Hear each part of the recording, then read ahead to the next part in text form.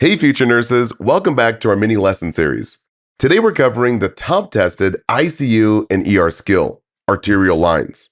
By the end of this video, you'll know how to set up an A-line, level and zero it, read the waveforms, troubleshoot any issue, and keep your patient safe.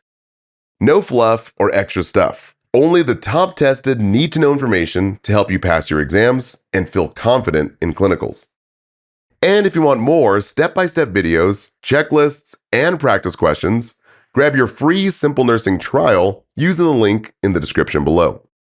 We have thousands of videos and colorful, beautiful study guides, so be sure to use the link in the description below. All right, let's get into it. So why do A-lines or arterial lines even matter? If your patient is unstable, on vasopressors, or needs frequent arterial blood gases, those ABGs, an A-line gives you beat-to-beat blood pressure and real-time MAP, meaning faster decisions and safer care. So what is an A-line? Well, an arterial line is a catheter placed directly into the artery, most commonly in the radial artery, right near the wrist. But it can also be in the femoral, brachial, or dorsalis pedis. Now it's connected to pressurized saline through a transducer, allowing continuous systolic, diastolic, and MAP monitoring, as well as arterial blood sampling for ABGs. Now you need to know the main indications. A-lines are used for hemodynamic instability or shock, patients on vasoactive drips like norepinephrine, frequent ABG sampling, as mentioned before, and ICU or surgical patients who need tight MAP control, MAP, that mean arterial pressure. Now let's talk about the setup. You'll need a pressured bag with normal saline inflated at 300 mmHg of mercury, pressure tubing with a transducer connected to the monitor, a sterile dressing, and a clear labeling that says arterial line, no meds. Remember, we cannot push or infuse any medications through the A-line. Now, accuracy depends on leveling and zeroing. Level the transducer at the phlebostatic axis, the fourth intercostal space at the mid-axillary line. Now this corresponds to the level of the right atrium. So again, the fourth intercostal space at the mid-axillary line. Now to zero the system, turn the stopcock off to the patient, open it to air, press 0 on the monitor, then close it back to air. Here's the rule to remember. Every 10 centimeters that the transducer is off can change the reading by about 8 mmHg of mercury. So always re-level anytime the bed moves. Think level for mid. Level the transducer, fourth intercostal space, and mid for mid-axillary line. Now always remember to keep the pressure bag at 300 mmHg of mercury to prevent backflow and keep the line patent, as well as eliminate all air. Air causes inaccurate readings and increases embolism risk. Fancy words for increasing clot risk. All right, now let's read the waveform. A normal arterial waveform has a rapid upstroke from systole when the heart squeezes, a systolic peak, a dicrotic notch from aortic valve closure, and a smooth downstroke during the diastolic phase. Simply think diastolic as decompression. So you can use wave to remember it as a memory trick. W is with systole comes the upstroke. A is aortic valve notch, when that aortic valve closes. V is for ventricular relaxation, and E is end diastolic baseline. Remember, diastole or diastolic, simply think decompression.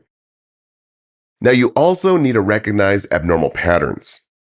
Overdamping is the most common. The waveform looks flattened. Systolic pressure, that squeezing pressure, is underestimated. Diastolic is overestimated, but the MAP, the MAP, is often still accurate. Common causes include air bubbles, clots, kinks, or a pressure bag that isn't fully inflated. Underdamping looks tall and spiky with ringing oscillations. It overestimates systolic pressure and underestimates that diastolic pressure. Fancy words for it overestimates that squeezing pressure and underestimates that decompression pressure. So to check accuracy, use the square wave test. Do a quick flush and watch the oscillations afterward. Normal is 1 to 2 oscillations, then a quick return to baseline. No oscillations means overdampening. Multiple oscillations means underdampening. If something looks off, troubleshoot systematically. First, compare the MAP, or the mean arterial pressure, to a cuff blood pressure, ideally on the same arm. They should be within about 10 millimeters of mercury. Next, verify leveling and re-zero if needed. Inspect the tubing for kinks or air. Tighten the connection, flush the line, and confirm the pressure bag is at 300. Now for nursing management. Always assess distal perfusion regularly. We're talking color, temperature, cap refill, pulses, sensation, and even movement. And remember the 5 Ps. Pain, pallor, pulselessness, paresthesia, as well as paralysis. And always check temperature for coolness. Now let's talk about how to maintain a clean dressing. You always want to keep the dressing clean, dry, and intact, as well as visible. Compare A-lines and cuff pressures at least once per shift. Keep alarms on and audible. And this one is very crucial. Be sure to write this one down. Never administer any medication through an A-line. I said it once, but I'll say it again. Label it clearly to prevent errors. No medication should be going through an A-line. Now watch closely for complications. Bleeding or even a hematoma requires firm pressure and reassessment. Infection shows redness, draining, or even fever. Signs of ischemia like pain, numbness, or cool fingers require immediate provider notification. When removing an A-line, always follow facility protocol. Now, facility protocol or even policy typically is as follows. Release the pressure bag, remove the catheter smoothly, and apply firm pressure for at least 5 to 10 minutes, or even longer if the patient is on an anticoagulant. Then reassess for bleeding and distal circulation. All right, let's finish with a quick recap. Level at the 4th intercostal space, mid-axillary line, and zero correctly. Keep the pressure bag at 300 with no air in the system. Know the normal waveform and use the square wave test. Perform frequent distal perfusion checks, and never, ever give medications through the A-line. Whew, okay, I know that was a lot, but you guys got this. If you want more animated videos, beautiful checklists, and practice questions to lock it in, try SimpleNursing.com for free using the link right here.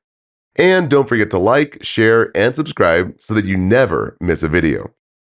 Thanks so much for watching, and I'll see you guys in the next videos.